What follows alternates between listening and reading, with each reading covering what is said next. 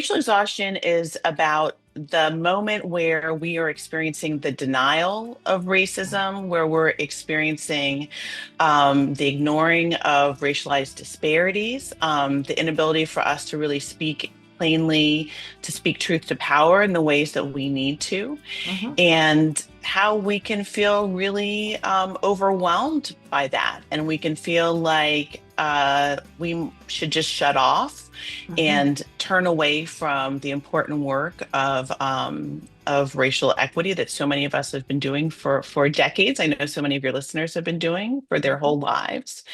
And so, how do we not give up?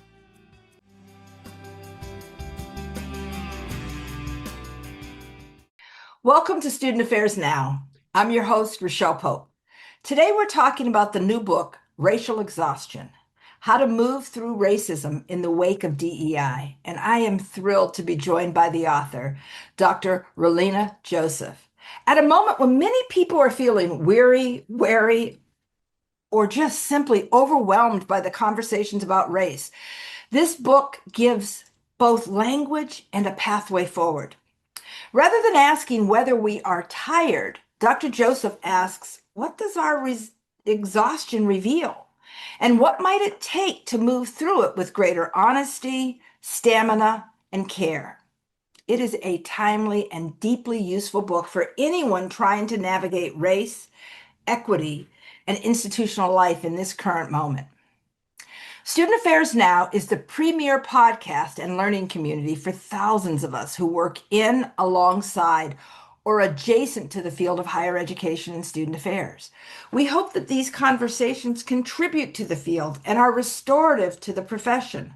We release new episodes every week on Wednesdays, and you can find us at studentaffairsnow.com or wherever you listen to podcasts. This episode is sponsored by Evolve. Evolve offers 4 leadership coaching journeys designed to expand capacity and build capabilities, empowering courageous leadership to transform institutions and reimagine the future of higher education. As I mentioned, I'm Rochelle Pope.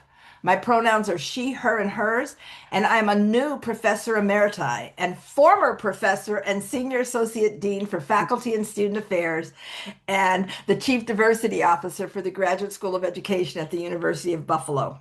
I'm joining you today from Minneapolis, Minnesota, my new home, and the ancestral home of the Dakota and Ojibwe peoples. Now let's get to this really important conversation. Dr. Joseph, let's begin by having you introduce yourself to our listeners. What would you like us to know about your work, and what brought you to writing Racial Exhaustion? Thank you. Thank you so much, Michelle, for having me on. Um, my work, so I am a scholar of race, difference and communication, and a scholar and a practitioner. And I've been doing this work for the last couple of decades in higher education.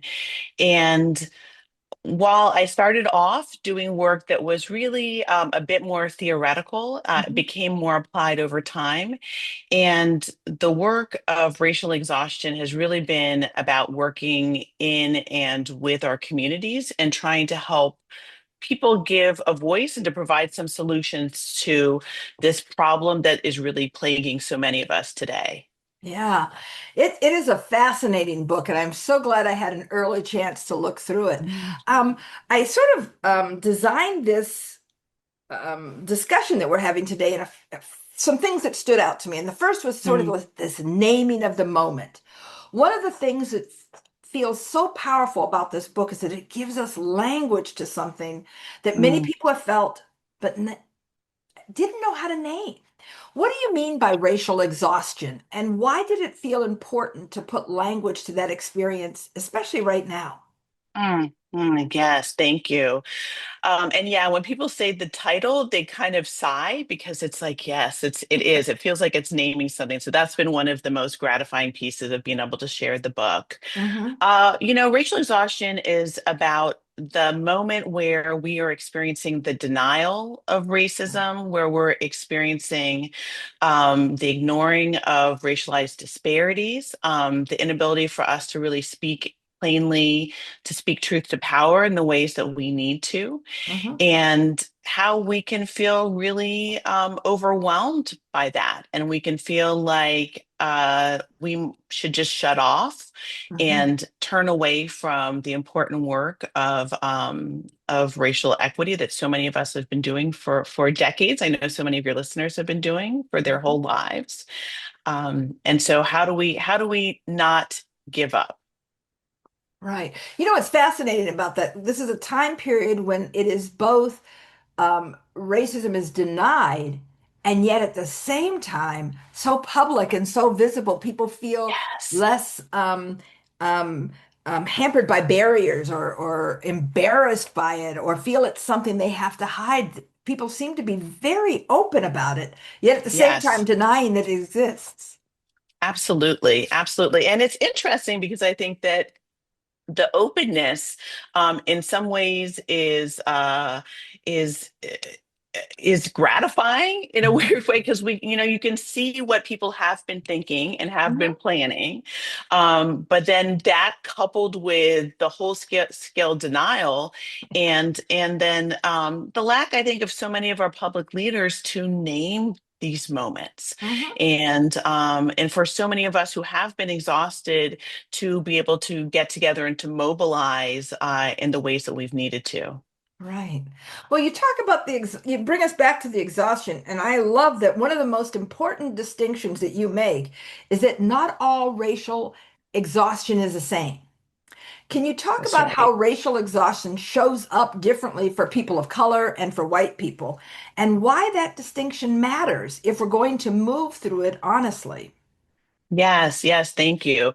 Yeah, I wanted to, as I was doing, this was a different book than the ones that I've written in the past, Hmm. because it really came from workshops. It came from the Hmm. classroom. It came from things that I was observing and experiencing, as opposed to me trying to name a phenomenon that I was critiquing. Right. And and so I saw so many white folks that I was working with, students, elders in the community, who did not know how to engage in the same ways with talking about race that we do. And we know this is true. But what I thought that was interesting was their own exhaustion around Hmm. it.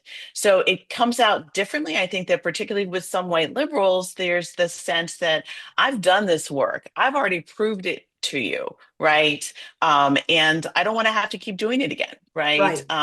From other white liberals hearing, um, it's exhausting to try and continually call up Uncle Bob and talk to him about Right. who he's voting for, because I've been doing this for so long.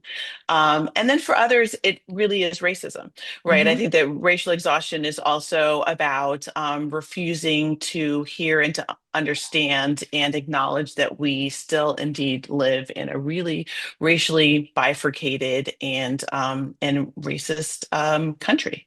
Right. And to talk about that now, right now, is dangerous. We're pulling it out of schools. We're not allowing people That's to, right. to see it. And so, if all of this stands, if teachers aren't allowed to name it, if we're not allowed Mm, to talk about the past, it's really going to change our going forward if we can't um, name what it is we're talking about, be honest about what it is we're talking about, and so therefore prevent it. So absolutely.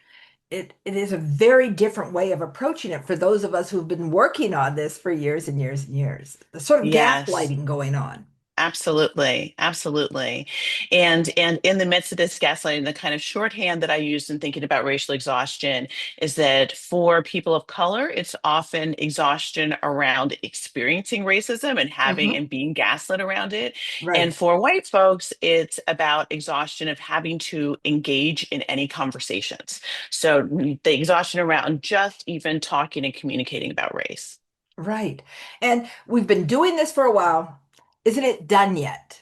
Right, I think right. that's something both people of color and white people have in common. You know, we all want to stop talking about it. We all want to stop experiencing it. Mm, And if we ever reach that point, then we would. It's not like we're hmm as folks of hmm color are saying, yeah, like let's keep talking about this.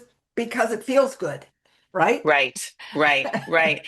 But I think that part of the difference is that it's that distinction between not just talking the difficulties of talking about racism, but the Right, difficulties of talking about race. right. And so the difficulties of talking about race for not, and I'm doing the hard work of trying to say that this is I'm talking about racialization. So Yep, this is not to say all people of color or all white yep. folks, but the ways in which we are brought into race, Hmm.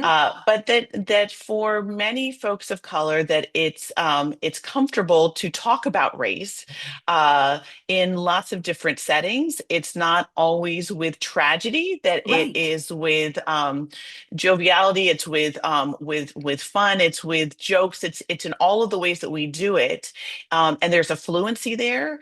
Whereas with white folks, it's not just about the discomfort of talking about racism, but then you layer on it the discomfort of talking about race, of right, acknowledging whiteness, of understanding how white is indeed a race, and how that works and interacts with the way that our country has been established. So right. it's there's so many layers that we need to get through. No wonder we're exhausted. That's it. That's it. Well, I think a lot of people who listen to student affairs now work in institutions that spent the last several years. This kills me.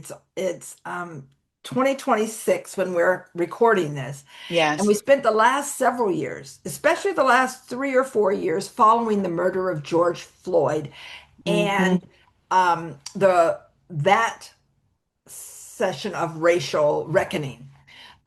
We spent the last several years loudly embracing DEI language. You know, institutions were Hmm. coming out so clearly. We're not going to do this, and we're naming it. And now, Yeah. in many cases, quietly or not so quietly, backing away from it. And you write about DEI as a moment that for many institutions never quite became a movement. What do you think that movement or that moment, I'm sorry, that moment revealed? What do you think it failed to do? Yeah, that this has been one of the hardest parts of this time, right? Mhm. That I think that in that DEI moment, that many of us who had been doing this work felt like, okay, it's finally it. This is the tipping point. This is the That's tipping point right. we've all been working for, right? And we felt acknowledged.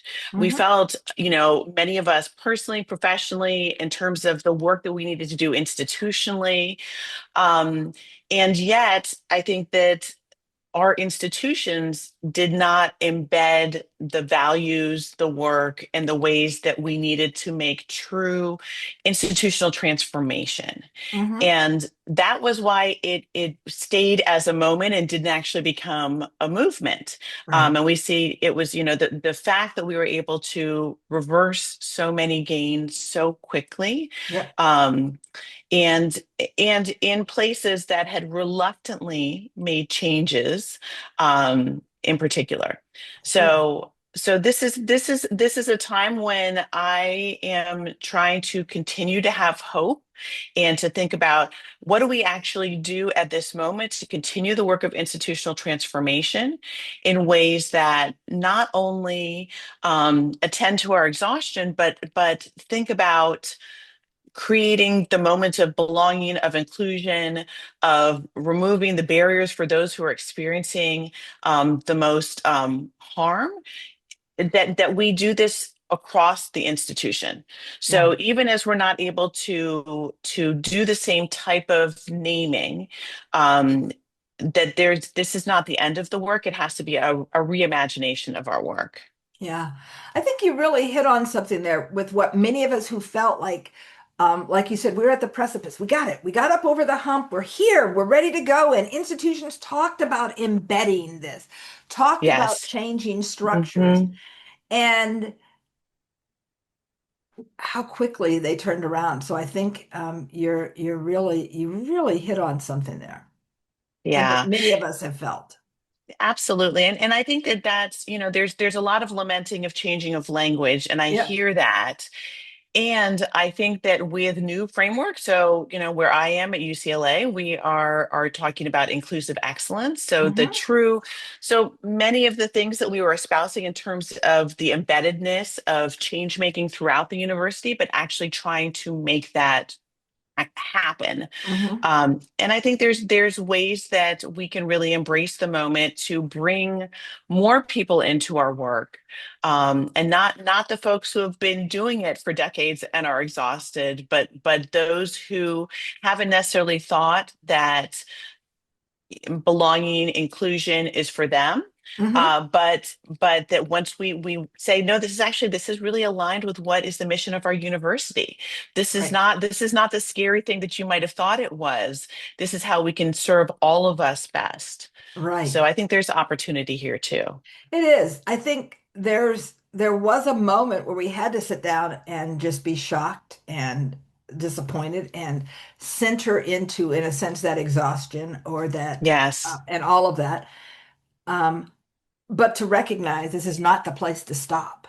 This is not the Hmm. place to give up hope, you know. Yes, So absolutely. now another thing I really appreciated about your book is that you don't just critique the problem. You actually offer a way through it. You introduce this framework of critically communicating race, radical listening, sitting with discomfort, radical speaking, and reparative dialogue. Can you walk us through that framework and why communication is such a critical site of change? Yes, thank you. Um, I spent 20 years in a communication department, and this book comes from a program, a racial dialoguing program that I ran there. And Hmm. so, seeing the work in practice really made me realize I need to come at this with some tangible skills. And Hmm. the first place that we have to start is with listening, Hmm. and listening differently, listening across difference, listening without the intent to respond, but rather to just hold someone's ideas. Hmm. Uh, Radical listening is also about being really conscious of when you might need to not pipe in at all. You might need to not respond at all, and just simply to try and take in the perspective of another, and particularly if that perspective is underrepresented, has been silenced, is hard to hear. So that's really the first piece of it. And this is really hard work. And so the discomfort comes in immediately, right? Particularly for those who might have been on the upside of power and are used to experiencing being heard all of the time. And so to Hmm. think about flipping that experience. And so I try and give some real tangible, specific ways of how do you sit with that discomfort in order to move into that space of radical speaking. Hmm. So the moment, many of us are comfortable kind of immediately going to this space. And so I'm trying to say yes, and partnered with the listening as well. So this is kind of the speaking truth to power, interrupting Hmm. microaggressions piece of the book that is trying to give language, not to call people out, Hmm. but as the amazing Loretta Ross writes about, how do we do this calling in work Hmm. while still staying very true to our convictions and how we need to continue to stay in the work in very clear ways. And that takes us to dialogue. And I end with dialogue as opposed to beginning with it. I know that lots of universities have gone to dialogue almost immediately as something that we Hmm. need to jump into. And my argument is that we need to do actually all of these other processes first. Hmm. And that dialogue needs to be quite intentional. And so the intentionality around dialogue for repair in particular, is something that we can work towards, and so not just thinking about how do we sit together and here, but how do we sit together here and move forward together. So that's really what that piece of the book is about. Right. And I think that's such an important piece because we're getting absolutely no models of that in our national discourse. I mean, you listen to the news, you read the newspaper, and you're seeing how people aren't listening to each other at all and aren't concerned with listening. And maybe they're concerned with radical speaking, but it's a whole different kind of radical speaking. It's me Yes, it telling you is. how you're wrong and how you're naive or how you're whatever. And I'm so concerned that we're not, um, and this has been going on for a while. Our national dialogues have been anything but instructive and Hmm. modeling behavior. And I think that your framework can provide an opportunity for people to learn to do this differently. And if we're not teaching this in universities, I don't know where else it's going to come from. But I think that's going Yeah. to be really helpful. So I really appreciated your framework. So Thank you. I also think that one of the hardest parts of this work, especially for educators, supervisors, and student affairs practitioners, is helping people stay in the conversations once discomfort shows up, right? So as soon as Yes. it gets Yes. uncomfortable, people want to leave the conversation, tune Hmm. out, whatever. What does it actually look like to build greater capacity for discomfort rather Hmm. than treating discomfort as a sign that something has gone wrong?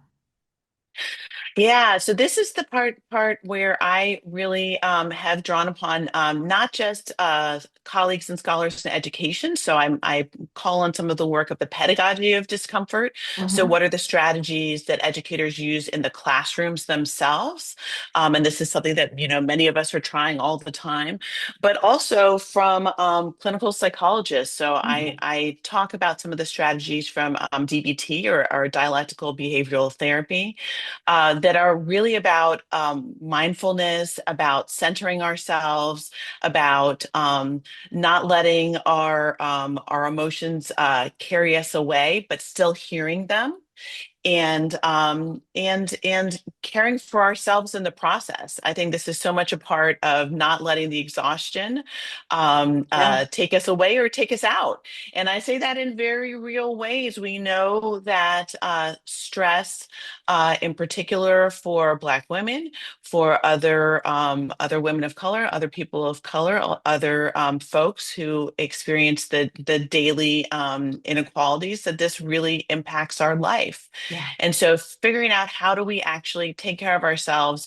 in the macro, and then in those moments when we're feeling our heart starting to race, when we're feeling that moment of starting to sweat and that anxiety, how do we learn how to breathe a little differently to stay there? How do hmm, we learn how to center ourselves?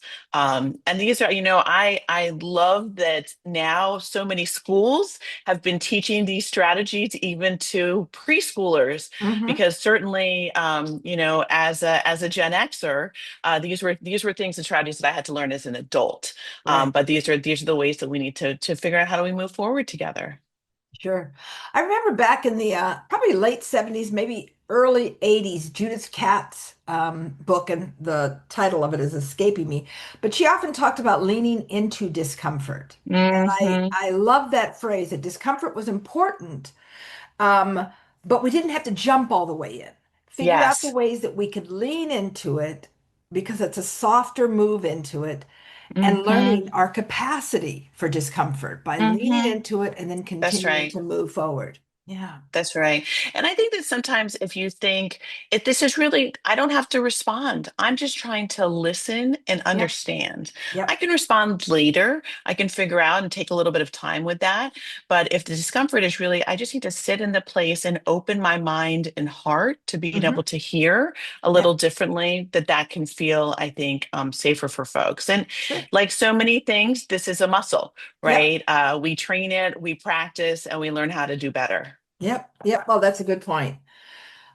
So let's bring this right back into higher education. How about that? Where do you see racial exhaustion showing up most clearly on college campuses right now for students, staff, faculty, and what might it look like for those of us in student affairs and higher education to respond differently? Mhm. So it's interesting because I think there's a lot of anxiety about our students, and I see more desire kind of and comfort coming from them. I Mm, think that there is a lot of anxiety and fear, right? Particularly in this moment, from so many of our colleagues, hmm of just being afraid of, I'm not supposed to talk about these things, but I know I need to talk about these things. So how do I talk? hmm I spend a lot of time talking to people about, no, you can talk about inequality, you can talk about discrimination, you can talk about race, you can talk about racism in lots of ways. You can name these things, um, and you can, to the extent that you're comfortable, share yourself with your students. hmm So I see the exhaustion so much more with our faculty. Um, uh, I see with so many staff members who have been through so many long years of crises, and how incredibly exhausting that is, with so many student affairs staff, with our counseling folks, with the people who have been dealing with crises, and I worry about people at this moment Yeah. in particular, and part of it is the kind of the rolling back and not wanting to stay in the work, not wanting to say the thing that might be uncomfortable, hmm for our allies in particular. But so much of it is also about, people have been working, 24/7, 365 on crises and not having that time to actually repair and renew, hmm and attend to their exhaustion. Yeah. Yeah. Yeah. I want to move us towards the end of your book for a minute because I've been trying to move us through in pieces. Yes. If I'm wondering if you would write your epilogue differently today. Now, things have been moving at a pace. As soon as you get your handle on one thing in the news, something else comes up. And so I was thinking about your epilogue really does land at a really important political and cultural moment. But of course, so much has happened since the book was written and brought to publication. Yes. And if you Yes. wrote it today, it might have to be different tomorrow because of how fast this is moving. Um, since then, we've seen even more escalation around race, immigration, public discourse, institutional backlash, and the active dismantling of DEI efforts. So, if you were writing your epilogue today, what would you want readers, and especially educators and higher education leaders, to understand now? Yeah, no, it's really interesting because I finished it right before, the election, the presidential election, and I think that I was a little bit, I was in the camp of people who were surprised at how it went. Hmm. And so I think that if I were to write now, just being able to document, that, the list of all of the inequalities that you were starting to name one after another, um, uh, and to have that down and just witnessing this present moment, I think that I would certainly be doing that work and really doubling down on us needing to come together Mhm. and renew and repair in a different kind of way for this fight. I Mhm. think that many of us have been, we were probably born in fight mode, Mhm. and we're very comfortable being there. But this has been a big one, and it's been a different one.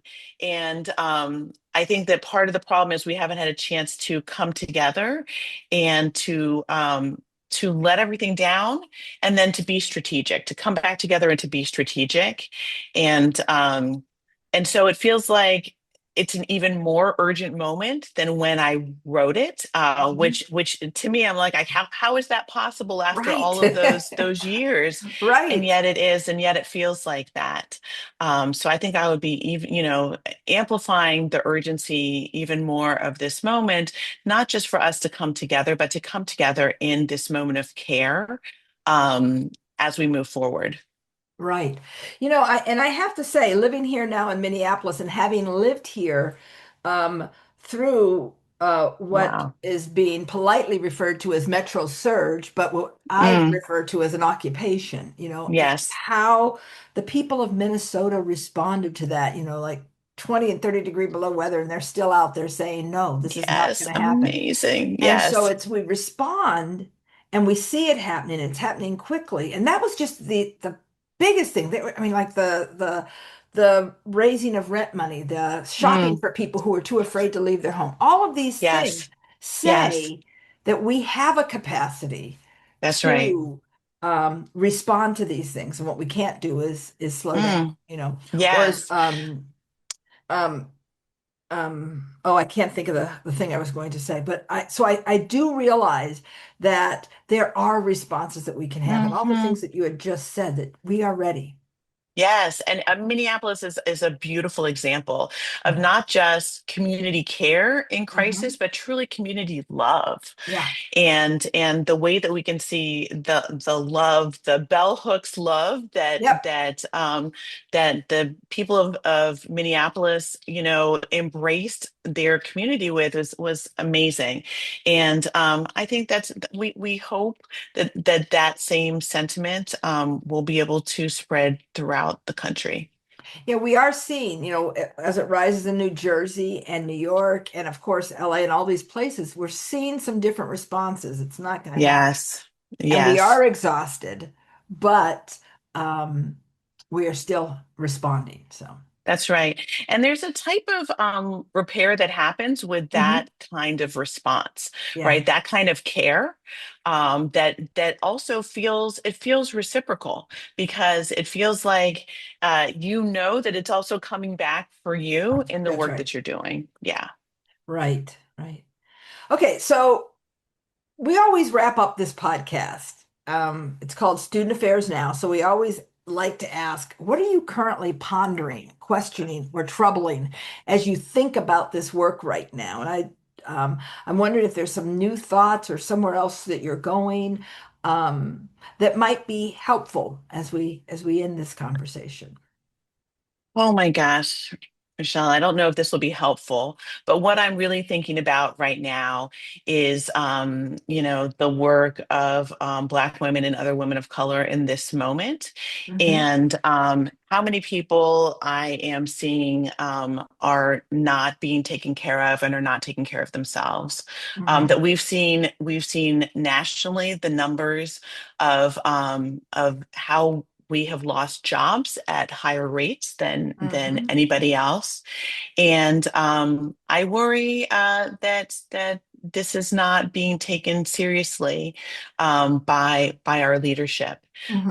And it starts with just kind of acknowledging this disproportionate load that many of us are carrying and that many of us have carried for so long, and really thinking about how does the community rally around and take care of us as we have been the ones taking care of so many people for so long. Right. Making sure that care gets around to everyone. Yeah. Yes, yes. Rowena, I have to tell you, this has been a great conversation for me. It has been so wonderful being in your energy and in your space. So thank you. I want to thank you for this conversation. I am so glad that you took the time to share your wisdom and to share this book with all of us. And folks, I encourage you to get out, get this book, read it. Um, it's really powerful and so necessary for us.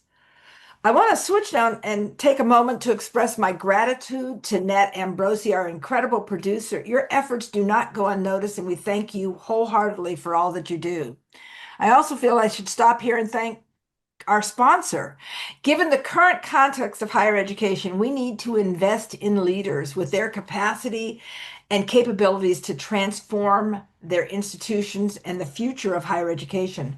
The Evolve Institute for Higher Education Leadership offers 4 leadership coaching journeys tailored to 4 different leadership levels. Each is a 3-month journey that includes individual and group coaching, plus a curated curriculum of short, asynchronous video modules. We also offer Evolve for leadership teams. So if you're ready to evolve your leadership voice, visit evolve-institute.com to learn more. You can find this episode and many others at studentaffairsnow.com. Please subscribe, share with your colleagues, and leave a review.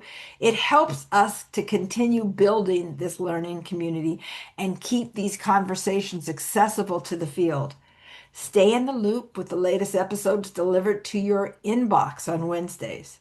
While you're there, visit our archives. Again, I'm Rochelle Pope. Thanks again to Dr. Joseph and to all of you for listening. Make it a great week.